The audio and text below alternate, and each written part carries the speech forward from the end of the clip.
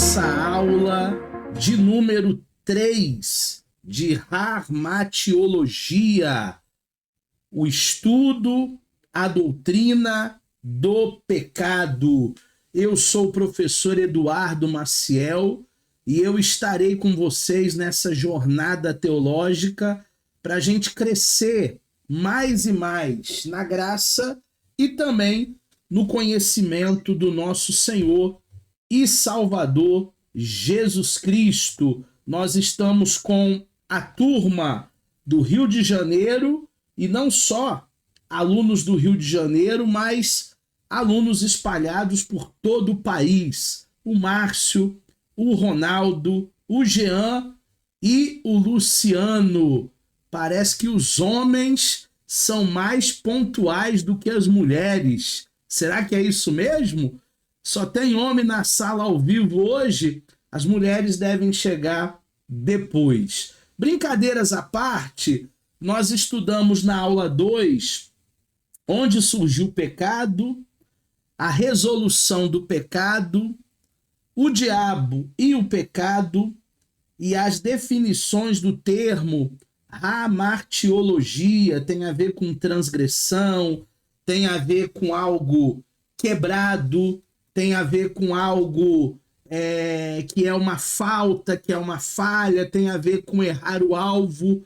Se você não assistiu a aula 2 ou precisa relembrar, recapitular alguns dos assuntos que nós falamos, não hesite de pegar a aula lá no grupo de aluno e assistir novamente quantas vezes for necessário. O nosso tema de hoje, introdutório, é sobre o estado da inocência. Nós teremos um módulo ainda nesse curso de teologia, os alunos mais antigos talvez até já tiveram, que é um módulo chamado períodos bíblicos. São pelo menos 7 períodos bíblicos. Um desses períodos é o período da inocência, o estado da inocência quando não havia pecado no mundo. E nós estamos, obviamente, no período da graça, né? Que é o 6º período. Nós vamos estudar mais à frente, quem ainda não teve essa disciplina, com bastante detalhes. Falando um pouquinho sobre o estado de inocência, antes de analisarmos a queda, antes de nós analisarmos o pecado em si, nós veremos esse estado, o estado da inocência, em que o homem se encontrava antes dos acontecimentos que nós já sabemos. O diálogo com a serpente, o engano de Eva, a astúcia da serpente. Esse conhecimento é extremamente valioso, porque somente de posse dele poderemos compreender a gravidade da miséria trazida pelo pecado. Eu já falei em aulas passadas que o pecado é uma espécie de vírus, né, que vai corroendo, que vai corrompendo toda a raça humana.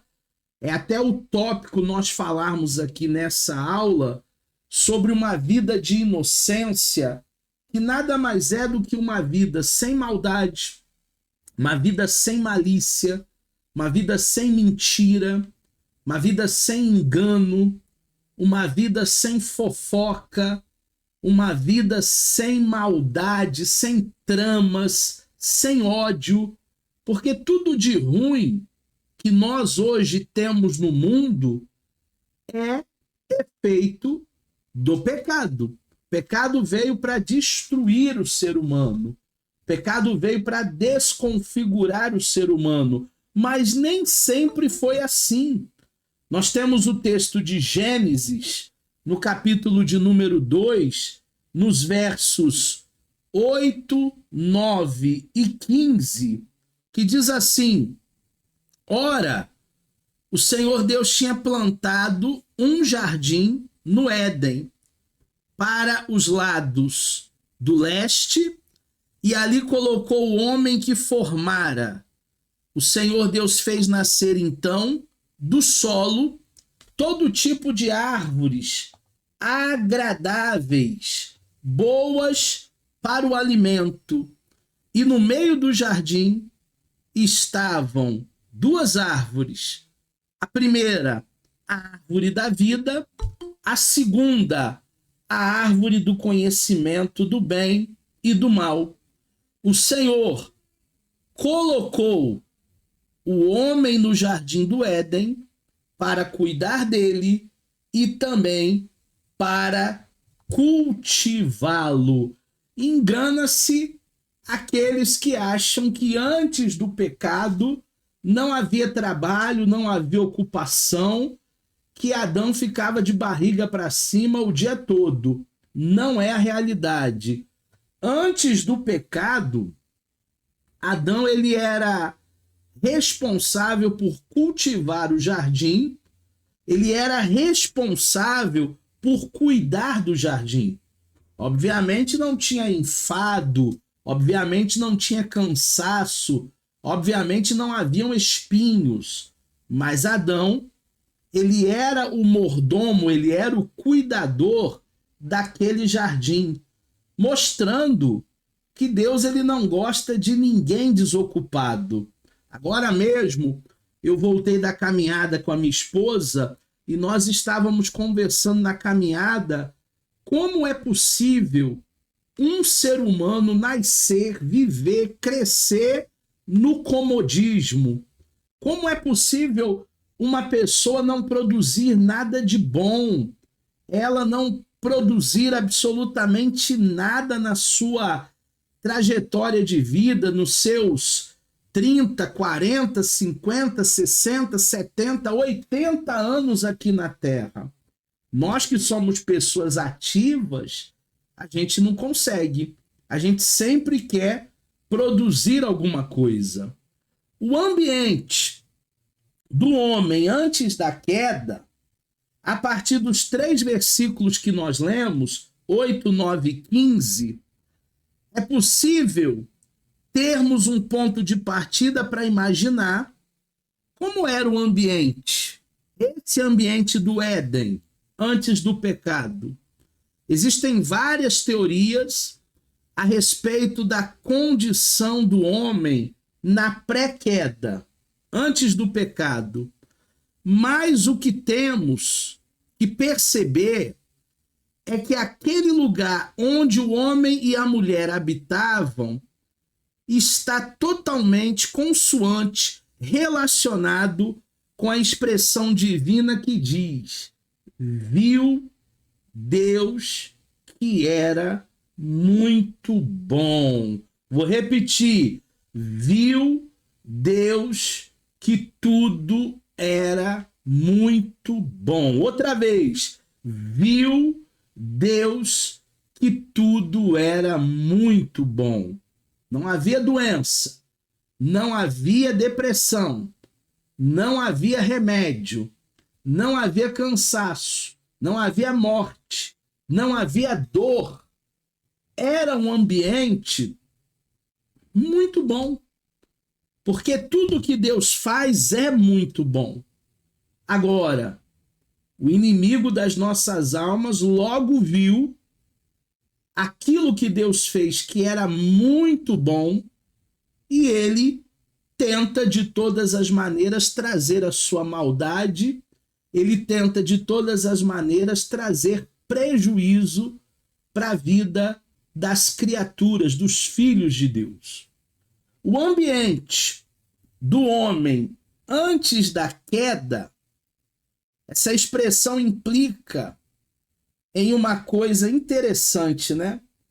Quando o texto nos informa que Deus considerou a sua criação como boa, o texto está dizendo que ele, Deus, compara com a si mesmo, porque Deus é bom. Isso é o ponto de partida para a análise de quem é ou do que é o próprio Deus. E é nesse ambiente que Deus coloca o primeiro casal. Então Deus, quando faz o Éden, o jardim, e viu que tudo era muito bom, isso só reflete para nós os atributos de Deus. Em Deus não há maldade nenhuma. Em Deus não há imoralidade nenhuma. Deus é luz. E a luz dissipa as trevas. A luz, ela não coaguna com as trevas. Vamos falar agora sobre o jardim propriamente dito. Existem algumas teses aí sobre esse lugar. Será que era um lugar apenas espiritual ou será que era um lugar físico?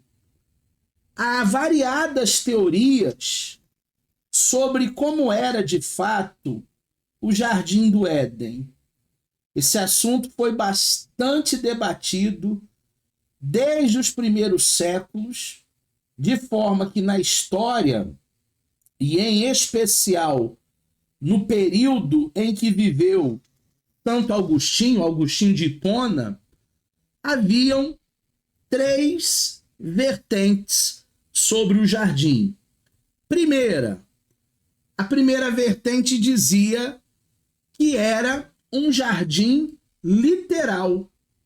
Acreditava-se que era um lugar de fato como as Sagradas Escrituras descrevem. Então eles acreditavam que o jardim é literal, realmente existiu. Nós vamos estudar uma disciplina que é a hermenêutica bíblica, e na hermenêutica nós temos uma interpretação literal, é de fato o que está escrito, e outra interpretação alegórica. Por exemplo, se o teu olho te fizer pecar, arranca-o fora. Isso não é literal, isso é alegórico, é uma alegoria. E nós precisamos saber interpretar com as ferramentas da hermenêutica bíblica. Mas nós vamos estudar um pouco mais à frente a hermenêutica. Para essa primeira vertente, o Jardim do Éden era um lugar literal, como a própria Bíblia descreve. Mas existe uma segunda vertente. A segunda vertente diz que não era um lugar físico, era um lugar espiritual, que eles acreditavam ser o jardim um relato alegórico, com o fim de criar uma imagem de um ambiente feliz e agradável para que a mente finita do ser humano pudesse alcançar a sua infinitude. Então, para outras pessoas, acreditava-se que era um lugar alegórico, espiritual, uma narrativa, uma criação de um texto sagrado, para que o homem pudesse entender esse lugar perfeito e agradável. E uma terceira vertente vai dizer que é uma variação da primeira, literal, como a Bíblia diz, que acreditava na literalidade, mais uma mistura com os aspectos místicos, com os aspectos simbólicos. Então, nem literalmente 100%, também não um lugar espiritual alegórico 100%. Uma mistura. Um terceiro pensamento na época de Santo Agostinho. E o senhor, professor, o que o senhor acredita? Um lugar espiritual, um lugar literal, como a Bíblia descreve, ou uma mistura? Eu acredito na primeira vertente. E eu digo o porquê que eu acredito. Porque na geografia bíblica, uma das próximas matérias que a gente vai estudar, um dos próximos módulos que a gente vai aprender, a geografia bíblica nos dá informações da localização desse jardim, que ficava entre o rio Eufrates e o rio Tigre. Se há uma localização e essa localização existe, porque hoje é o atual Iraque, então eu creio que é literal. O Jardim do Éden, na minha opinião, é um lugar físico. Mas eu não sou o dono da razão. Se você quiser abraçar a segunda vertente ou até a terceira vertente, tudo bem. Você discorda de mim. Mas eu acredito naquilo que as escrituras me dizem. A partir do relato bíblico, entretanto, é possível compreender a literalidade do relato de Gênesis. A Bíblia apresenta o jardim como sendo cortado por rios, como eu já disse, Eufrates e Tigre, e possuindo em sua área duas árvores. A primeira árvore é a árvore da vida, e a segunda árvore, a árvore do conhecimento do bem e do mal. Eram árvores literais. Existiam frutos literais. Ah, mas tem gente que acha que o fruto proibido era uma relação sexual entre Adão e Eva, casal. Gente, não é uma relação sexual, porque Deus também tinha mandado eles crescer e multiplicar, ter filhos. Então não tem nada a ver com sexo. Realmente era um fruto, realmente era uma árvore. E isso, na minha opinião, não é alegoria nenhuma. Gênesis 1, 29 e 30 vai dizer: disse Deus, eis que te dou todas as plantas que nascem em toda a terra e produzem sementes, e todas as árvores que dão fruto com sementes. Elas servirão de alimento para vocês, e todos os vegetais como alimento a tudo o que tem em si fôlego de vida, todos os grandes animais da terra, todas as árvores do céu e todas as criaturas que se movem rente ao chão. E assim foi. Foi da maneira que Deus instituiu. Foi da maneira que Deus organizou. O pecado só veio para desorganizar. O pecado só veio para tirar o homem do seu foco, para corromper aquilo que de tão perfeito e bom Deus tinha feito.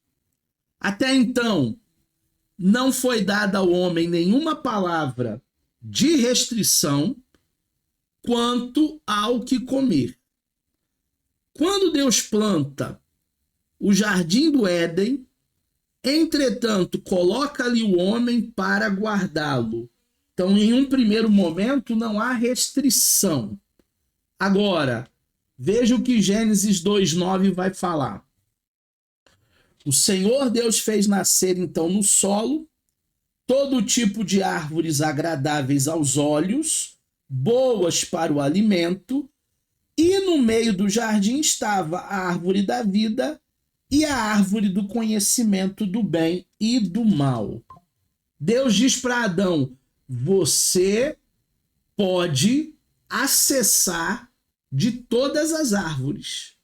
Só existe uma que você não deve acessar, do conhecimento do bem e do mal, porque o dia que você acessar, você vai morrer. Parece um pouco contraditório para algumas mentes mais férteis dizer assim: professor, mas como que Deus vai colocar o objeto de pecado no meio do jardim? É óbvio que o Adão ou a Eva iriam participar desse fruto, tomar esse fruto. Foi Deus que induziu os homens a pecarem? Claro que não. Deus coloca ali um princípio de obediência. E é isso que muitas vezes o ser humano ele não entende, ele não compreende. Princípio de obediência. Eu vou até fazer uma analogia aqui na cidade que eu estou morando. Aqui pertinho da minha casa, menos de 2 minutos, tem uma avenida que ela tem 3 pistas subindo e 3 pistas descendo. O nome dessa avenida chama Cassiano Ricardo. 3 subindo, sentido centro, 3 descendo, sentido bairro. Só que a velocidade máxima dessa via, ela é só 60 por hora. 60 por hora. E ela é cheia de radares. Mas é uma pista muito boa, não tem buraco, não tem quebra-mola. Sabe aquele asfalto lisinho? Dá vontade de você colocar 70. Dá para andar 80. Dá até para colocar uns 90, 100. É pesado. Mas se eu fizer isso, eu vou ser penalizado. Eu vou tomar uma multa. Já chegou aqui em casa uma multa. R$300. É pesado. Eu fui penalizado. Porque a placa tá lá. Velocidade máxima permitida, 60. Mas tem hora que parece que a gente pede para errar. E foi assim com Adão. E foi assim com Eva. Eles podiam comer de qualquer uma daquelas árvores, menos da ciência do bem e do mal. Porque o dia que eles comessem, eles iriam morrer. Eram 2 árvores que haviam naquele jardim. E nós vamos estudar sobre essas 2 árvores agora. Em Gênesis 3:22 vai dizer: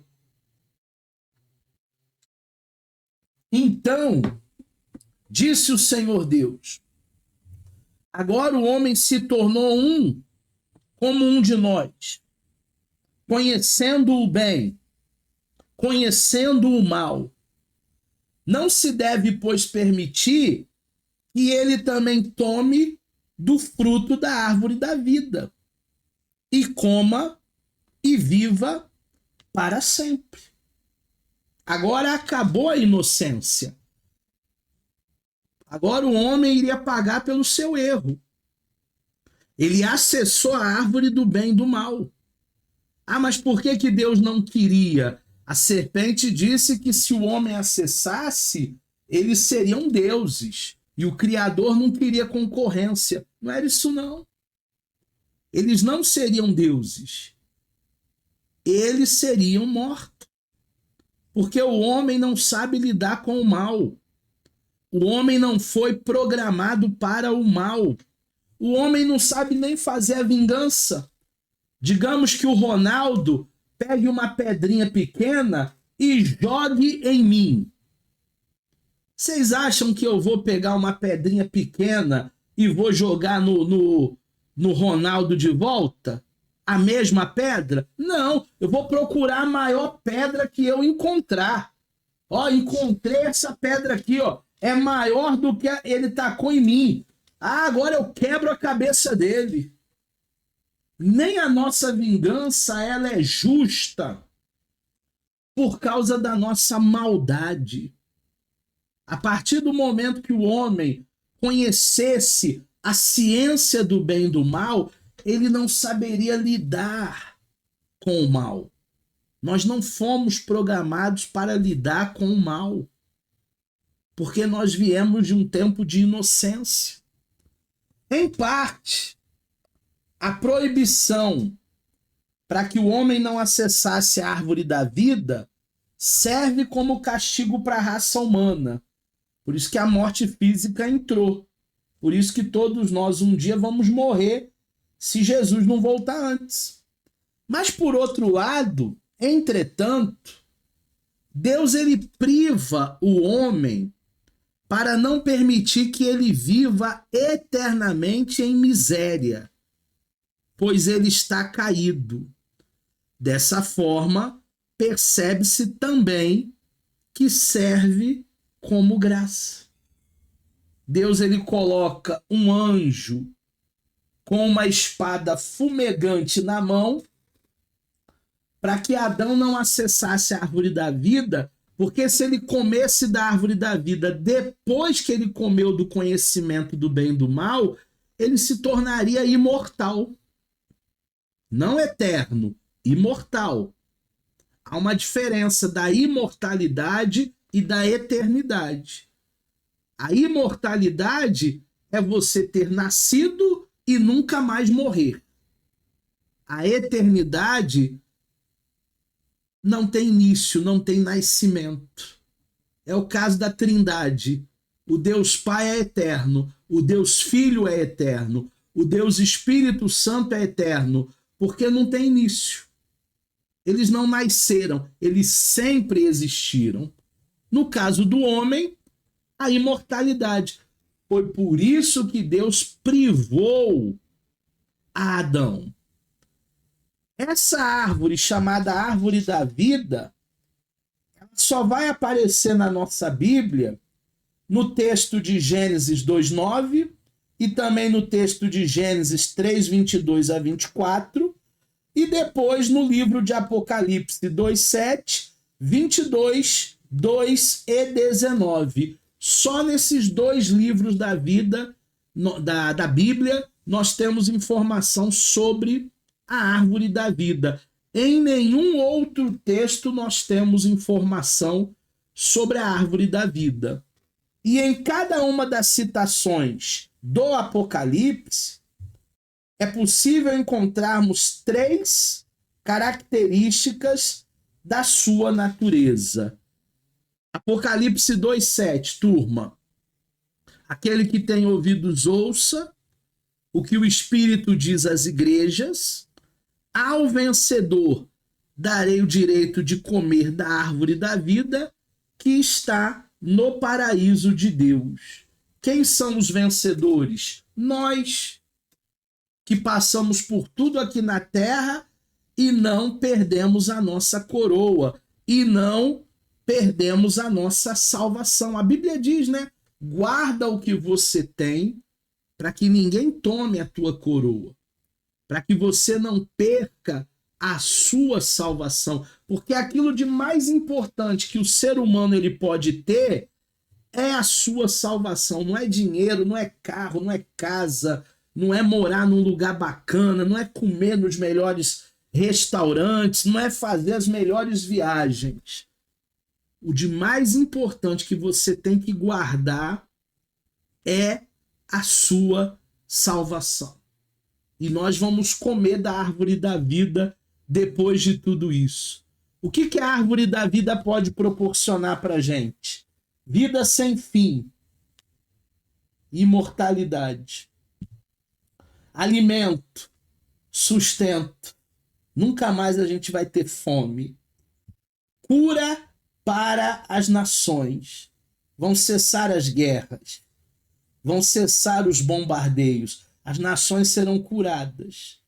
Herança e recompensa. Nós estaremos lá na Nova Jerusalém como filhos amados, recebendo a nossa coroa, cheia de pedras, cheia de galardão. Tá chegando o grande dia. Tá chegando. Vai valer a pena tudo que nós enfrentamos aqui por amor a Jesus. Inclusive, se vocês quiserem uma recomendação de livros sobre história da igreja, olha que livraço. Os Heróis da Fé, do Orlando Bauer. Os Heróis da Fé é um livraço. Esse meu aqui é edição de luxo. Se vocês quiserem entender um pouco sobre como a Bíblia chegou até nós, pelo sacrifício de muitos mártires, leiam esse livro. Eu coloquei no grupo de alunos um e-book que nós fizemos. Um e-book é um material digital, né? Para você ler no tablet, para você ler no celular, com letras até garrafais, letras maiores do que um livro tradicional. Eu coloquei lá no grupo, depois você pode acessar, um material muito completo de 242 slides que virou um e-book sobre a história da igreja. E como bônus, eu vou colocar para vocês esse livro também lá, digital. Então, quem adquirir História da Igreja, eu acho que o Luciano já até adquiriu, se eu não me engano. Gostou, Luciano, do material? Luciano já pegou o dele. Quem adquirir o e-book de História da Igreja, com todos os slides, mais de 242 slides, você vai ganhar de bônus esse livro aí, em versão digital, Os Heróis da Fé. Leiam!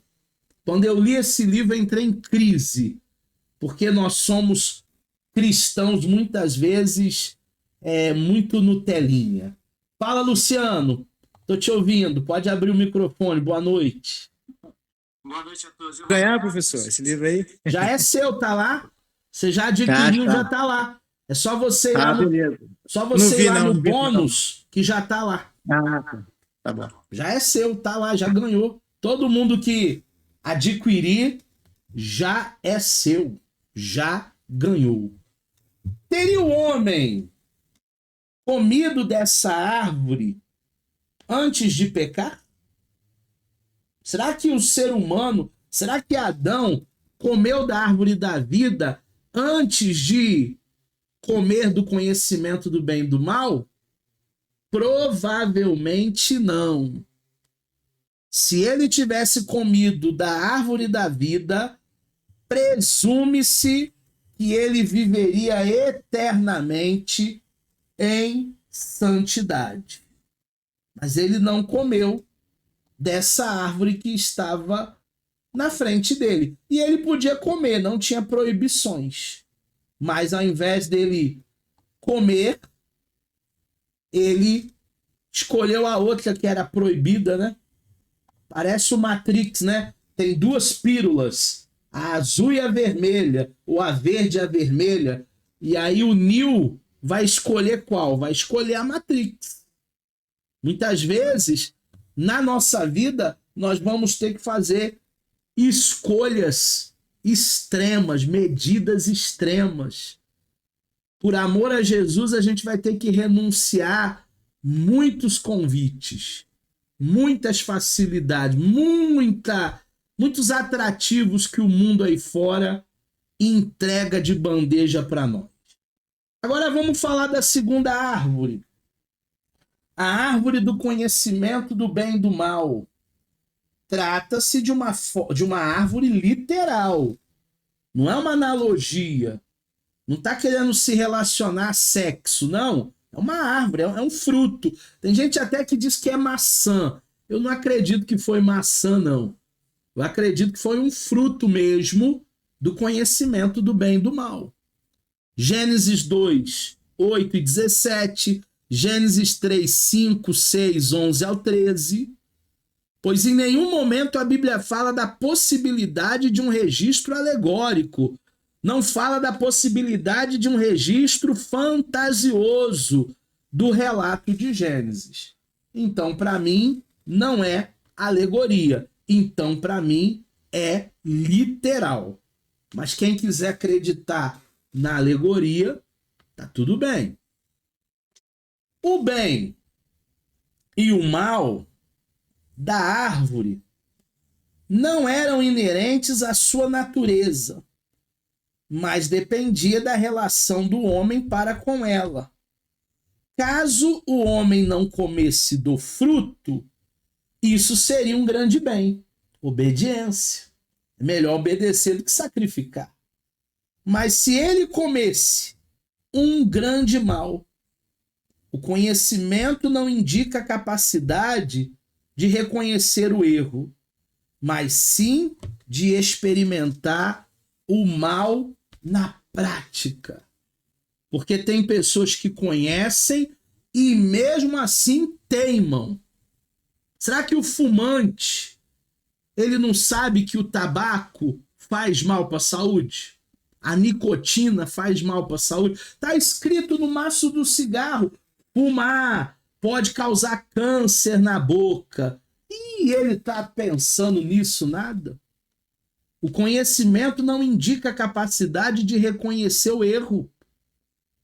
Existem pessoas que querem continuar experimentando o mal. Não tem coisas que a gente ingere no sentido de alimento que você sabe que vai te fazer mal e mesmo assim você come. Ah, se eu comer bolo de fubá, eu vou ficar com azia. E come bolo de fubá por quê? Ah, se eu beber Coca-Cola, eu passo mal. E bebe Coca-Cola por quê? Nós somos assim.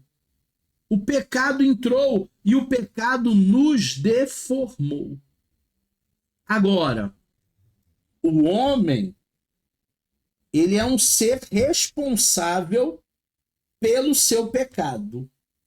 O homem aqui não no sentido genérico, homem e mulher, mas o homem mesmo, sexo masculino, os machos que estão nessa live, nessa aula. O homem aqui é o Jean, é o Márcio, é o Luciano, é o Geilson, é o Ronaldo. É a turma que chegou cedo, né? Eu tava brincando com eles e no início da aula só tinha homem. E aí eu brinquei, os homens são mais pontuais que as mulheres mesmo. Aí depois chegou a Jaqueline, a Jane, a Rebeca, a Edivânia. Aí depois chegou a mulherada. Mas é só uma brincadeira. Agora, a responsabilidade masculina, nesse caso aqui de Adão, existe. Desde que foi criado, o homem, o Adão, o macho, ele foi imbuído de responsabilidades diante de Deus, diante de si mesmo, diante do próximo. Lembra aqui que ele falou para Eva? Essa é carne da minha carne, osso dos meus ossos. Ele é responsável por Eva, em alguns aspectos específicos. O homem sempre foi responsável, pois ele foi criado com um senso de responsabilidade. Não que as mulheres sejam irresponsáveis. No mundo de hoje, elas têm até que se desdobrar, porque os homens não querem nada. Os homens querem deixar tudo na mão das mulheres. E as mulheres estão se desdobrando porque não existe mais uma figura masculina no sentido de provisão e proteção. E as mulheres precisam disso. Mesmo que o movimento feminista se levante e diga assim, eu sou mais eu não preciso de homem para nada, eu me banco, eu tenho meu dinheiro.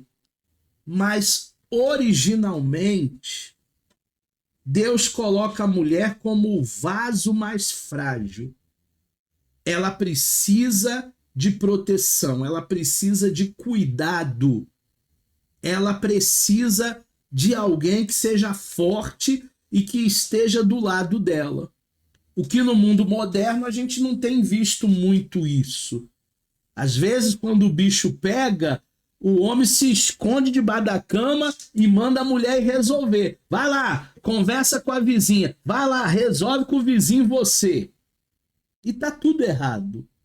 A responsabilidade de prover e de proteger espiritualmente, emocionalmente é nossa. Nós somos os sacerdotes da nossa casa. A nossa primeira igreja é a nossa família.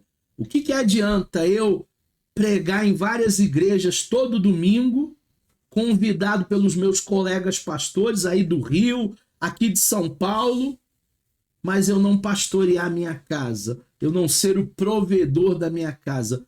Não adianta nada. Número 1, falando de responsabilidades. Quando Deus cria o homem, Adão, ele também faz o jardim, coloca sobre ele a responsabilidade, a autoridade e a capacidade para guardar e lavrá-lo. 3 coisas, hein? Responsabilidade, autoridade e capacidade. Ah, mas eu me sinto incapaz. Então vai se capacitar, cara pálida. Vai fazer um curso, vai fazer uma especialização na sua área de trabalho, vai se aprimorar. Existem alunos que estudam conosco desde antes da pandemia. Tem aluno que estuda com a gente 7, 8 anos. Mas eles fizeram o avançado, eles fizeram o bacharel, eles fizeram a graduação, eles fizeram a pós-graduação e eles já estão pensando em fazer uma segunda graduação. Tem uma turma lá em Caxias que já terminou teologia, já terminou psicanálise e agora quer fazer uma segunda graduação em pedagogia, em história, porque nós queremos crescer, porque nós queremos evoluir, porque nós queremos melhorar a cada dia. E a única maneira de melhorar, de evoluir, é conhecimento. É a única coisa que ninguém tira de você. Conhecimento. A gente não para, não. A gente permanece. Número 2. Responsabilidade do homem no desenvolvimento de uma comunhão ininterrupta com Deus. De certo que o homem recebia orientações diariamente do Criador, isso evidencia que desde sempre um homem ele é um ser capaz de se relacionar, o que implica nisso responsabilidade. Ah, mas eu não sei falar, eu sou muito pesado nas palavras, quando eu falo eu acabo magoando, quando eu falo, eu acabo brigando. Então, vamos pedir para o Espírito Santo nos ensinar a falar. Você não é uma pedra que não dá para lapidar. Você é uma pedra lapidável. Senhor, coloca uma brasa na minha boca, que da minha boca saiam coisas boas, tudo que é bom, tudo que é agradável, tudo que é de boa fé, tudo que é amável. Pede para o Espírito Santo te ajudar. E o Espírito Santo vai te ajudar. Ah, professor, mas tem momento que dá vontade de jogar tudo pro alto e mandar todo mundo pro inferno. Sim! Mas nós somos responsáveis. Se você fizer isso, você não vai parar em emprego nenhum. Você vai ser mandado embora. Tem gente que não para em emprego nenhum, porque ele é movido pelas emoções. A gente não pode ser movido pelas emoções.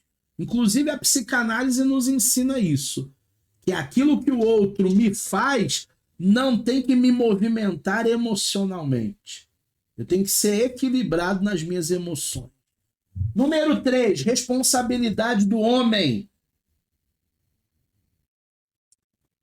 Diante de todos os direitos que ele tinha, todas as orientações maravilhosas que estavam à sua disposição, Deus havia apresentado ao homem somente uma exigência. Qual era? Não comer do fruto proibido. Adão só tinha que fazer uma coisa, Jean. Uma coisa, Márcio. Uma coisa, Edvânia. Luciano. Uma coisa só. Geilson, Jaqueline, Jane, Rebeca, Ronaldo, pessoal que está vendo essa aula gravada depois, o homem só tinha que fazer uma coisa: obedecer. Será que é tão difícil obedecer? Às vezes é. Por causa da presença do tentador. O tentador está ali, a serpente está ali, pronta para dar o bote, pronto para te ludibriar, pronto para vir com aquela conversinha, porque tudo começa numa conversinha. Você sabe aonde vai dar aquela conversinha. Você não é bobinho. A maioria aqui são pessoas que têm mais de 25 anos, 30 anos, com exceção da Rebeca. A maioria aqui sabe aonde determinadas conversas vai chegar. e nós precisamos fazer o que o apóstolo Paulo disse: fugir da aparência do mal. Porque quem brinca com fogo vai se queimar. É verdade que o tentador, ele não é identificado na narrativa da queda presente em Gênesis capítulo 3, verso 1. De forma que é somente lá em Apocalipse que é dado a ele o título de serpente. A serpente é atribuído o título de Satanás. Lá no Éden, não se sabia ainda que a serpente era o próprio Satanás. Eu já ouvi até pastor ensinando que lá no Éden foi feita a primeira sessão espírita da face da terra, onde Satanás incorporou na serpente. Não é nada disso não, hein? A maior heresia que eu já ouvi foi isso aí. Satanás é a própria serpente. Está escrito aqui, ó. Apocalipse 12, 9. O grande dragão foi lançado fora. Ele é a antiga serpente, chamada diabo, chamado Satanás, que engana o mundo todo. Até hoje tem gente caindo nesse engano. Ele e os seus anjos foram lançados à terra. Existem demônios na terra. Satanás está por aí querendo cirandar muitos, destruir a muitos. Cabe você e eu estarmos firmes na promessa do Senhor, ligados na videira verdadeira, fazer o nosso devocional todo dia, oração, jejum, palavra, pelo menos uma vez na semana estar na igreja em comunhão com os irmãos, e assim nós vencemos as tentações. A Bíblia descreve que a serpente era um dos animais mais astutos. De todos os animais, a serpente era o mais astuto. Este certamente é um ponto complexo, pois levanta a seguinte pergunta: o que a Bíblia quer dizer com astuto? Uma vez que na criação não havia sido tocada pelo pecado, se ainda era o período da inocência, o pecado ainda não tinha entrado no mundo, como é que a serpente, ela é um dos animais mais astutos, mais perspicazes? O entendimento é, o texto nos dá a entender que esse era um animal mais desenvolvido, inclinado à astúcia, pois Deus assim o criara, mais sagaz.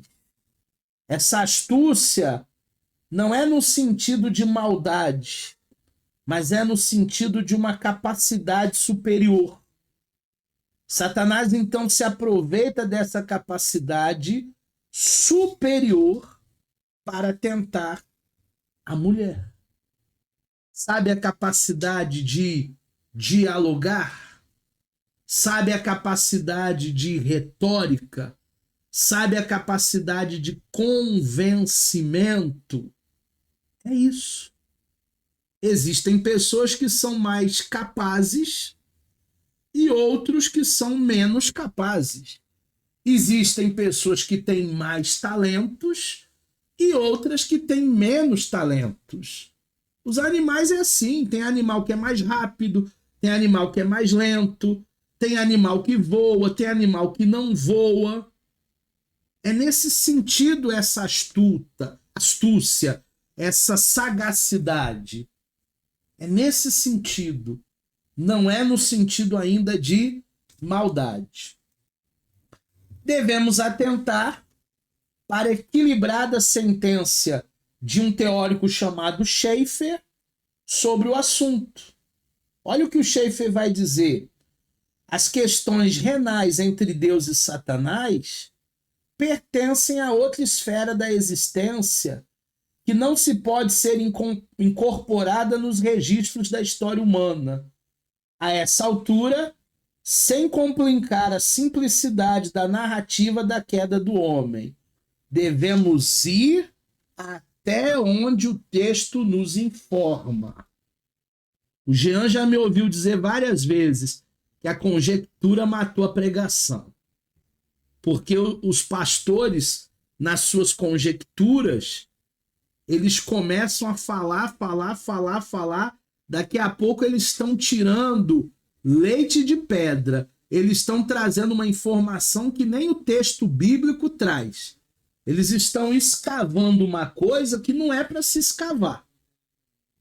É esse cuidado que nós devemos ter, principalmente sobre questões de Deus e Satanás. Porque como é que eu, com a minha mente finita, vou entender o texto de Jó, que Deus chega para Satanás e diz assim, ó, viste o meu servo Jó? Ele não peca, ele é perfeito, ele é íntegro. E aí Satanás diz, também, né? Ele tem tudo. Deixa eu tirar tudo dele, deixa eu tocar nele para ver se ele continua fiel. E aí parece na minha mente finita, limitada, dois adolescentes. Deus e o diabo, Deus e Satanás. Sabe dois adolescentes querendo medir força? Parece. Mas essas questões nós não vamos entender com a nossa mente finita. São questões em uma outra esfera de espiritualidade que nós ainda não vivenciamos. Deus e o diabo já vivenciaram, porque Satanás não era Lúcifer. Ele viu coisas no céu que nós não vimos ainda. Segundo aos Coríntios 11:3, o que receio e quero evitar é que, assim como a serpente enganou Eva com astúcia, a mente de vocês seja corrompida e se desvie da sua sincera e pura devoção a Cristo. O apóstolo Paulo estava preocupado com a igreja de Corinto, dando exemplo de Eva que foi seduzida, ludibriada, corrompida. E nós também não podemos nos corromper, porque hoje não existe uma serpente, existem muitos falsos profetas, revelando até CPF, fazendo milagres, prodígios miraculosos.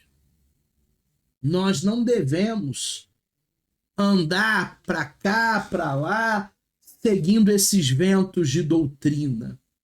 Nós devemos ficar firmes nas escrituras. A melhor revelação é a palavra, mas tem gente que está atrás de revelamento por aí. A melhor profecia é a palavra, mas tem gente que está atrás de profetada por aí. Vamos falar agora sobre o panorama da queda do homem, da mulher, da humanidade. Você já vê aí o anjo com a espada fumegante na mão, você já vê a Eva cabisbaixo, você já vê o Adão tapando o rosto porque fez besteira. Tem gente quando faz besteira, né? Vergonha. Adão estava com vergonha de Deus. Dentro do panorama da queda, o homem e a mulher são criados por Deus fora do jardim. O homem e a mulher são colocados dentro do jardim para viverem o que ainda a gente não viveu. Dentro do jardim tinha duas árvores. A árvore da vida, se ele comesse, ele se tornaria imortal. E a árvore do conhecimento do bem e do mal, que ele não deveria acessar, mas ele acessou. Deus avisou que se ele comesse, ele ia morrer. Ele não ouviu, achou que Deus estava blefando.